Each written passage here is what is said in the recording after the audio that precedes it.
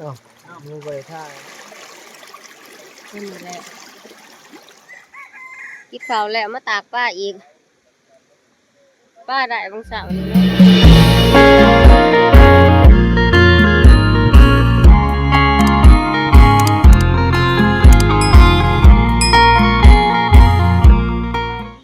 พี่น้องต้อนเดิบเบิดนี่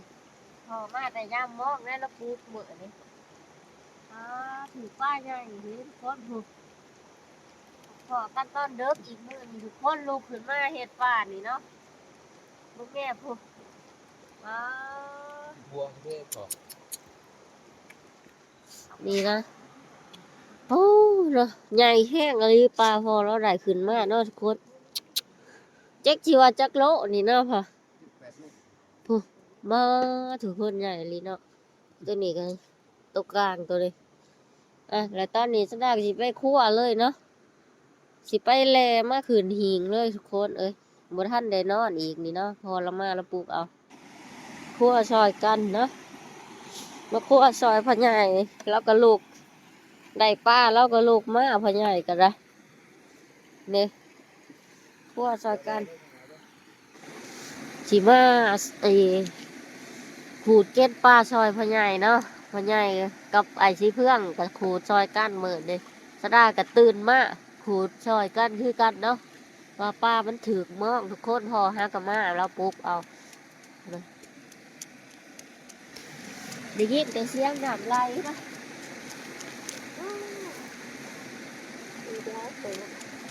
เวลาเป็นได้ตัวหน่อยก็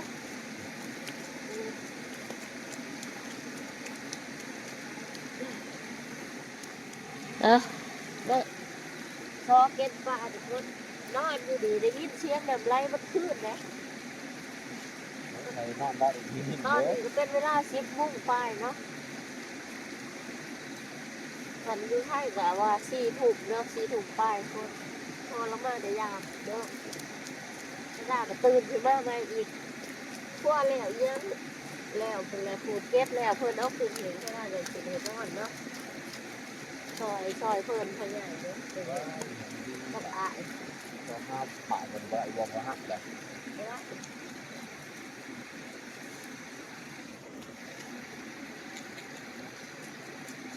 โตหน่อยก็เลยไล่เติมนะทุกคนเนาะโตหน่อยก็ได้ไล่เติมอยู่อันนี้ตัวใหญ่ไอ้สิเพื่องเอาผ่าโชว์เอาพ่อใหญ่ก็เป็นคนแสะบันเนี่ยพ่อใหญ่เป็นคนแสะใหญ่แห้งอันนี้เนาะก็หมายว่าแฉะเด้ เข้าปากแล้วเลย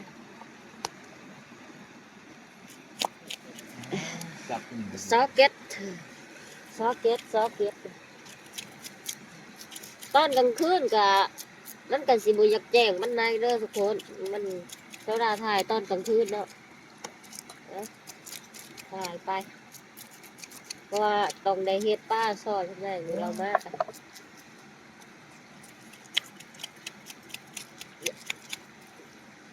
รอดแล้วมันไปคืนแล้วจับเป็นหุ่นรอบมาปลาหนอนปลาหนอนอันนี้เป็นปลาตองทุกคนนี่ปลาตองปลาใบกระตองนะปลาตองกระถือ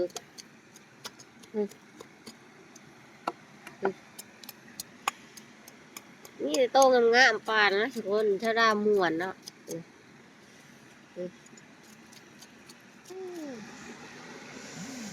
พ่อใหญ่เราจัดการป้าใหญ่สำเร็จออกเรียบร้อยทุกคนพวกแล่พระต้องมีแล่ได้ทุกคน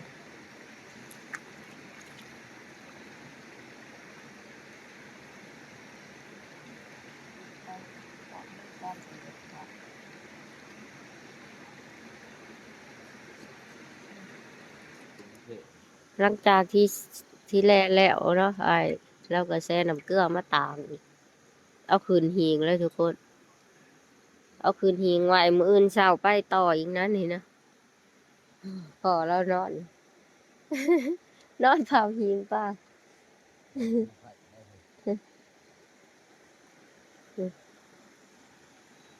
นี่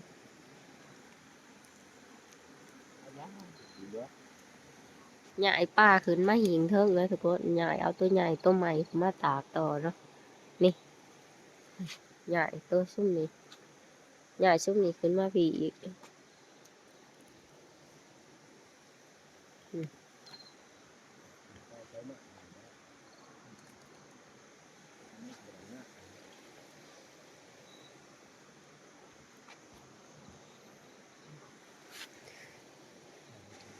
จะห้อมจะห้อมพี่ก็มาจะมิดไรเงี้ยดูดมือเลอะได้เหรอโอ้ยดูดมืออีกแหละโอ้ยดูดมืออีกแหละดีอย่างเดียวดูดมือเด้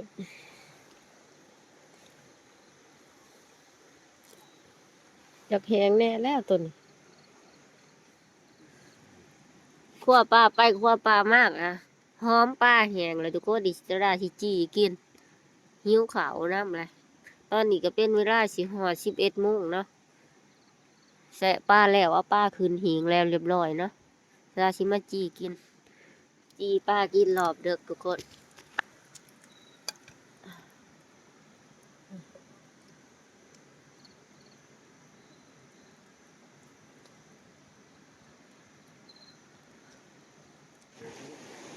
ป้าใหญ่คืนหิง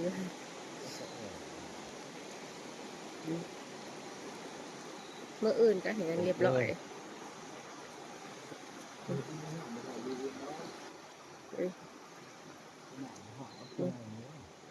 ป้าใหญ่ทุกคน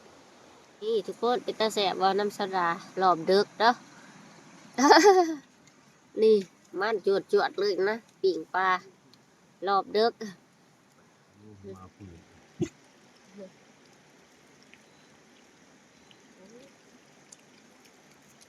แสบทุกคน เพราะฉันก็ได้แล้วมือนี่หน่วยหนึ่ง ตั้งอยู่ต้นใหม่ๆเนาะกระท้อบ่พ่อใหญ่ โอเคฮะ กระท้อเห็นบ่ เอ๊ะมึงกัดเหรอ ตอนเลิกหนีขั้วป้าเลยเรียบร้อยเอาป้าคืนหิงเลยเรียบร้อยเพราะว่ากะสิไปนอนพักผ่อนต่อเนาะแหละมื้ออื่นเช้าพอเราก็สิไปยามป้ามาอีกก็สิได้พ้อกันอีกมื้ออื่นเช้าเนาะต่อมื้ออื่นเช้าเลยทุกคนมาลุ้นน้ำกันว่ามื้ออื่นเช้านี่ป้าสิถูกร้ายบ่มองก่อนเนาะแต่ว่าตอนนี้เฮาแล้วเรียกมื้อแล้วเฮาก็สิไปนอนพักผ่อนเนาะมื้ออื่นเช้าตื่นมื้อเช้าอีกทุกคนพอกันแต่เช้าพุ่นแหละทุกคนเลยไปเบิ่งน้ำกันว่าสิมันร้ายบ่ตอนเช้าเนาะตอนนี้ก็ขอพักผ่อนก่อนทุกคนมาต่อตอนเช้าสบายดียามเช้ากับบรรยากาศดีๆเนาะนี่สดาก็ตื่นมาสดาก็สินึ่งข้าวเนาะสดาสินึ่งข้าวพอเราไปยามเมาะคนนี้เรากำลังไปทุกคนสดาสินึ่งข้าวถาพ่อไปยามม่องมาเนาะพอไปใส่เพิ่นกำลังไปเนาะพอเพิ่นกำลังไปสดาอยู่ถาบสดากับสินึ่งข้าวถาเนาะข้าวของเฮาก็เต็มทางเลยพ่อใหญ่เรามาเนาะทุกคนเพราะว่าทีมงานหลายทำงาน11 คนเลยเนาะบรรยากาศเนาะสดาจะนึ่งข้าวถาพ่อก่อนเนาะ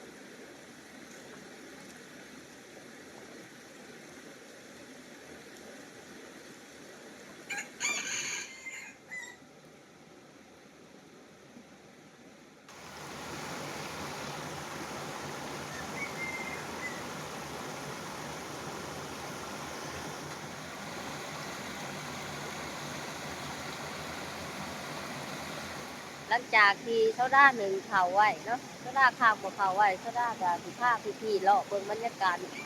กลางเซนวนเลยเนาะ บรรยากาศดีดีทุกคนเลย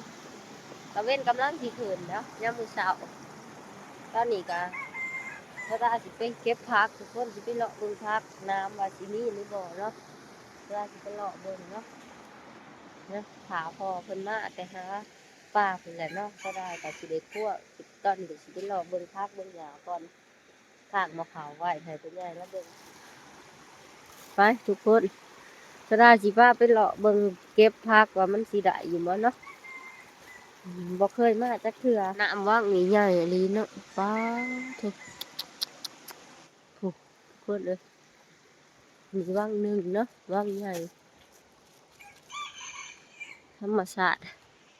โอ้โหแบบตอนเช้าสบายเลยนะทุกคนเลยสรามะนะสิไปรอเบิ่งทางน้ำเนาะว่ามีอยู่บ่ขันบ่มีกะสิมาเนาะเพราะว่าบ่หันไปไกลสรามะผู้เดียวพวกบ่เฮียงกับไปใต้ตาแต่คืนนี่บ่ทันได้มาถามซ้ำ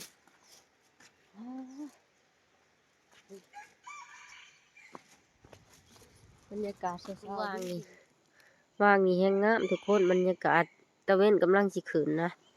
มาชมบรรยากาศตอนเช้าน้ำกันอยู่ลำเซนวนนะทุกคนโอ้ตะเว้นกำลังสิขึ้นนี่ผักกาดทุกคนมันก็ยังมีพอได้เก็บอยู่ผักกาดผู้นี่อาหารแสบตัวใหญ่เรามาพักด่างคมเนาะนี่นี่กดผักด่างคมกับผักกาดดอกไม้นี่จักเขาเอิ้นดอกอิหยังทุกคนเลยมันก็สวยเนาะดอกสีแดงส่ำนี่อยู่ลำเสะนี่เนาะงามเงาะขวดมันเหยียบแถวนี่คนเลยนี่อยู่ผักกาดนี่เด้นี่ขั้วเหยียบเบิดขั้วงัวเขาเจ้าชาวบ้านเขาเอาขึ้นมาปล่อยอยู่ผู้แล้ว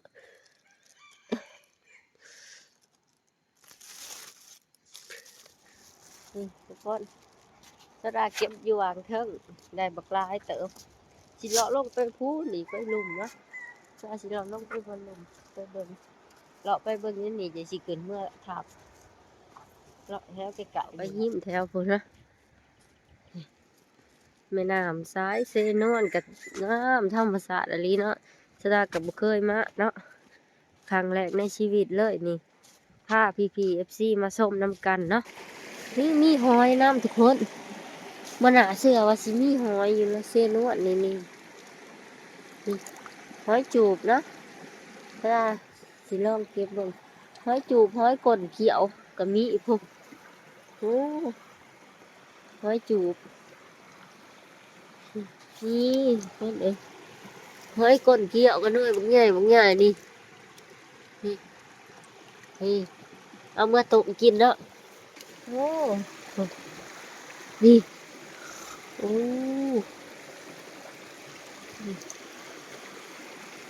มันอยู่ว่างน้ำลายนี่กดก้องกดอยู่โอ้โหขออาหารนะขออาหารอีกแล้วนี่หอยก้นเขียวนี่ว่างในแห้งลายทุกคนเลยนี่น่าจะเก็บเอา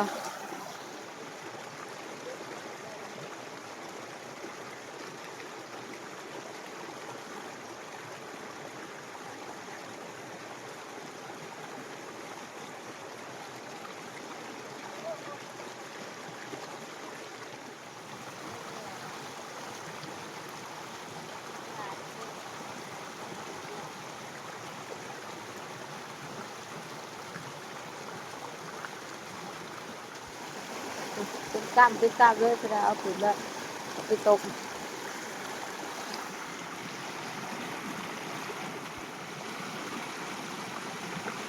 ทุกคนโซดาเก็บหอยแล้วเอาไปที่หอยนะคือว่าในร้ายเติมเนาะโซดาใส่ถุงเดียวกันกับผักเลยนะโซดาบ่มีถุงใส่โซดาเอาถุงมาอันเดียวโซดาเก็บได้พอแหละโซดาสิเมื่อทับหาพ่อใหญ่ก่อน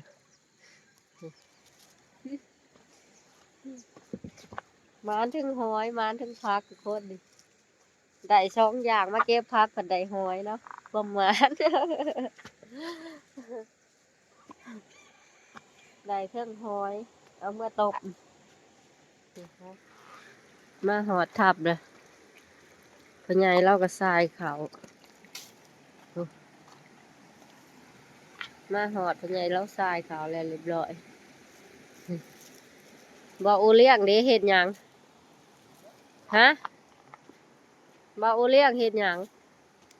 ฮะกระตื่นบ่โอ้ฮะกระตื่นมุมคือผีหน้าตาก็ฮะสวยนี่ฮะ ไม่ช่วยอยู่ โอ้ยซ้ำข้อและข้อกาดหาช่วยได้น่ะมันใหญ่เมียนปลาน้ำต้มหอยทุกคนนี่จะหน่วยเป็นตาแสบได้มันใหญ่แบบใหญ่เนาะก็ได้เสียมาต้มจิ้มกินเลนระหว่างถาเขาพอแม่แต่ตั้งหม้อเนาะทุกคนถาพวกบ้านน้ำเขาพอจักเพิ่นสิมาจักมุ่งถาเบิ่งน้ำกันทุกคนตอนนี้เวลาต้มหอยตีใส่ถ้วยเล็กต้มเลยนะทุกคนอยู่ในป่าเนาะมียังพ่อใส่ก็ใส่ไปถ้วยเล็ก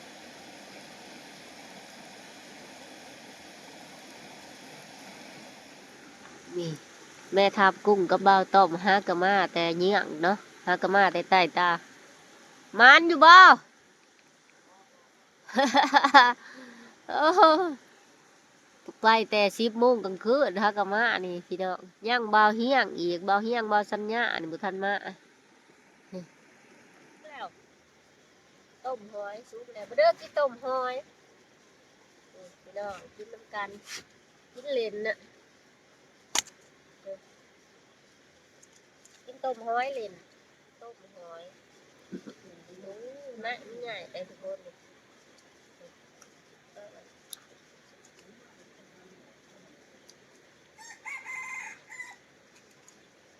สีเพื่องละมาแต่ยิ่งหนุกละหมานตัวหนึ่ง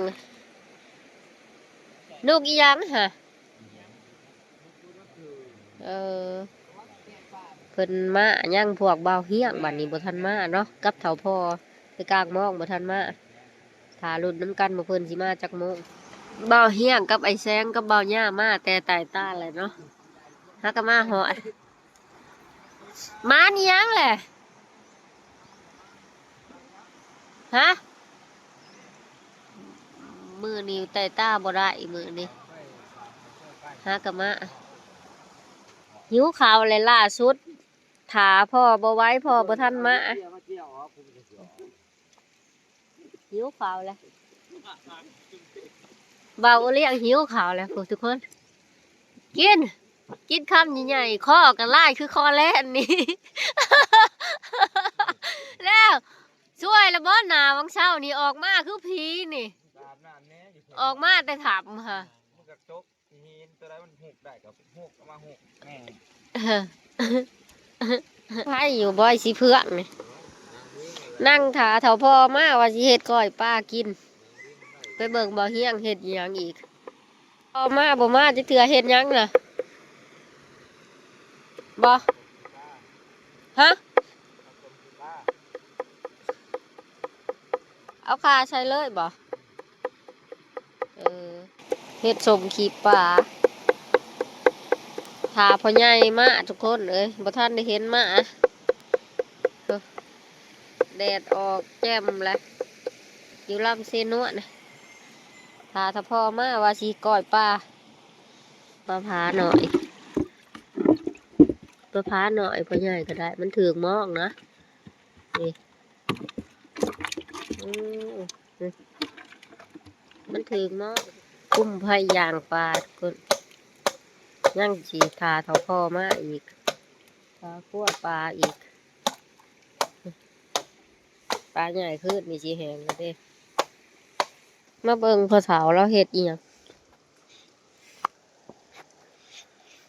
เห็ดหยังพ่อใหญ่สารกระท่อใส่ปลาเหรอเออพ่อใหญ่เราสารกระท่อใส่ปลาแหงทุกคนเลยพอฮะกะมาเหาะทุกคนได้หลายเติบบ่เออโอ้บ่าวเลี้ยงยังเอากระสอบไปเอากับแม่ทับกุ้ง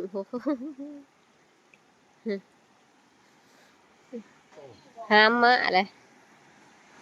ห้ามปลามาเลยสิคั่วปลาทุกคนเอ้ยพอแล้วมาเลยมา ได้ทั้งหน่อยนึง นี่ผู้ ไปโฮมเลย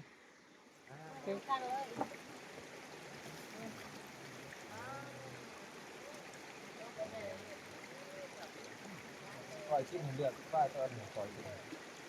มีป้าในไทยมาเป็นแดงใช่เลย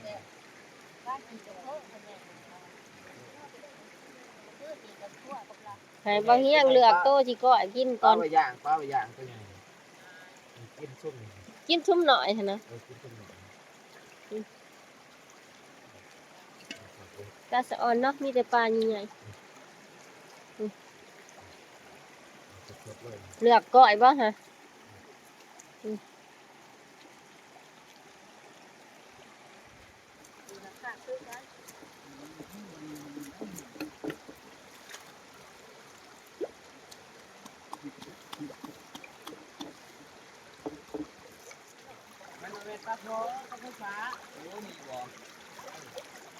ก็พอค่อยค่ะ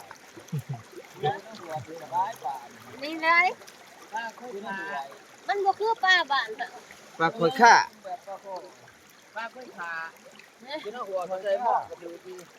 ปลาค่อยขาได้บ่เป็นค่อยขางอกให้งอกค่อยขาค่อยขาให้สิไปเว้าแขน เอาโตสิก้อยกินนี่ก่อนเนาะ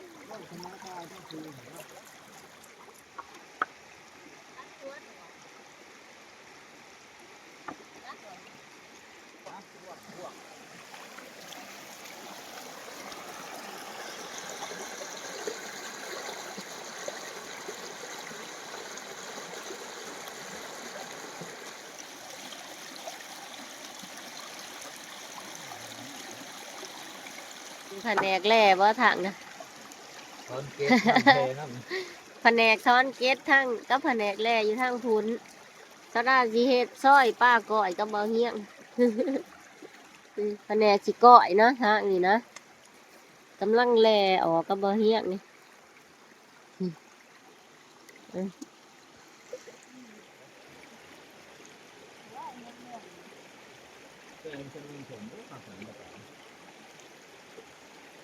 ก็พอนี่บ่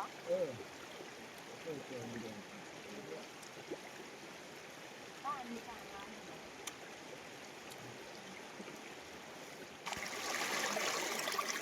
นี่แหละตัวนี้จะเป็นตัวใหญ่โอ้ใหญ่ใหญ่ใหญ่ต้น เอาถังจับ ต้นแบบเมนูก้อยเมนูก้อยเนาะตัวนี้คอยที่ต้มเจ้าก้อยเราเฮียงซอยก้อย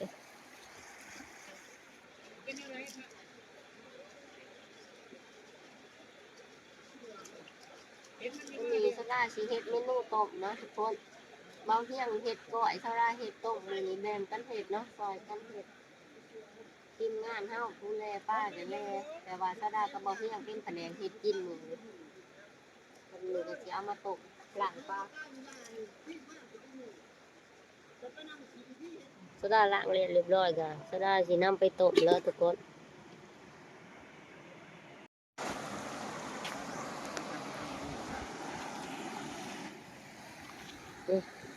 สดาข้างน้ำต้มปลาล้อน้ำเดือดก่อนทุกคนเลยมันแซ่บอยู่แล้วเนาะพร้อหอมกับมีปั่นคักๆเลยนี่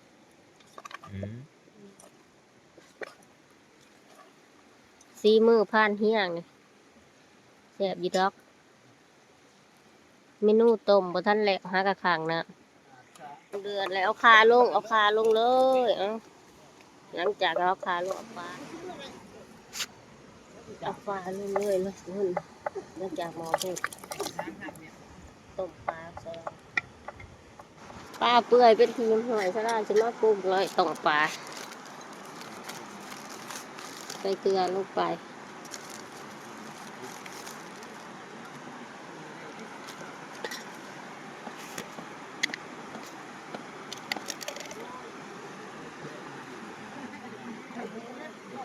งนัวก็เบิดเลยพอดี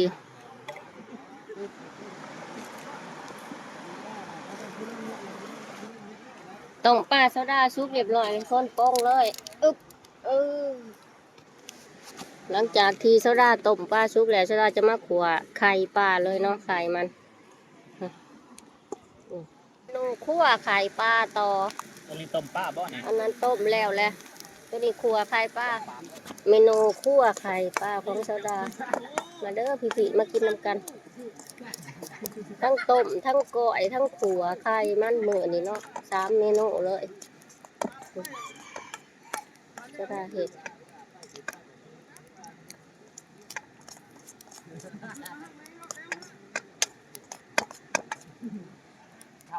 เมนูเฮาแล้วแหละมีแต่สิเตรียมผ้าขาวกินบัดนี้ใส่เลยไข่ปลาเบิ่ง เอาข้านี้แล้วบ่ 3 เมนูเนาะ4 อันนี้มาปลูกกัน ขัวไข่ปลาก้อยปลาต้มปลาอันนั้นก็ปิ้งปลาหลาดใหญ่พี่น้อง สอบเรื่องเขาสอบไหม ย่างนะ มาเด้อพี่น้องกินข้าวน้ำกันมาเด้อมาเด้อเบิดจุโกจุกคนน้ำหากันสิได้กินข้าวเบิดมื้อได้แล้วพอขาน เอามาใส่ก่อนบ่ ขัวไข่ปลาดิทุกคนเลย เอามาต้องย่างใหม่ๆหั่นใหญ่ๆหั่นสักเอา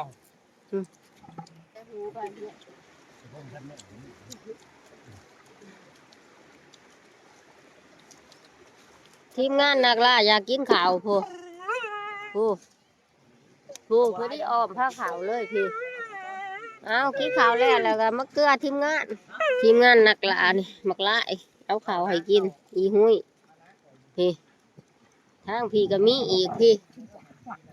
คือที่หาโตเอากินข้าวแล้วมาตากป้าอีกป้าได้บางสาวนี้เนาะตัวเขาคั่วนี่แหละทุกคนมันถือบลายเป็นไดเนาะโตนี่โตโซดาคั่วมาคืนนี่เลยมันเหลื่อมแหงเลยตัวใหญ่นี่ตัวคั่วขึ้นนี่เด้ทุกคนนี่ตัวนี้เอามาตากใหม่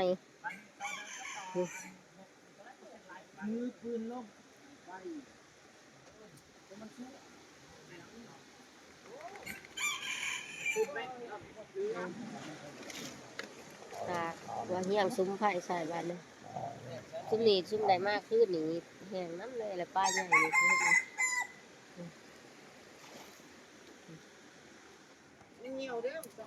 ซานกระท้อใส่ป้าบ่พอคือซานกระท้อใส่ป้า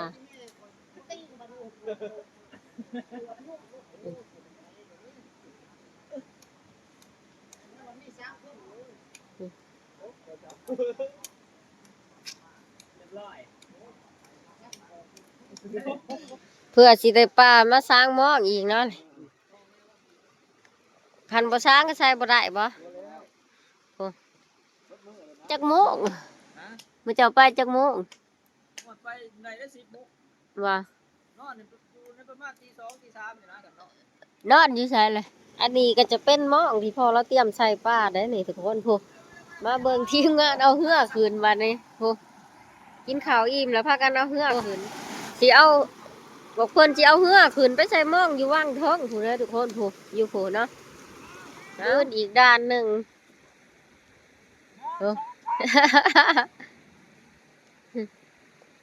เราสารคืนมาสิแล้วพ่อใหญ่กระท่อใส่ปลา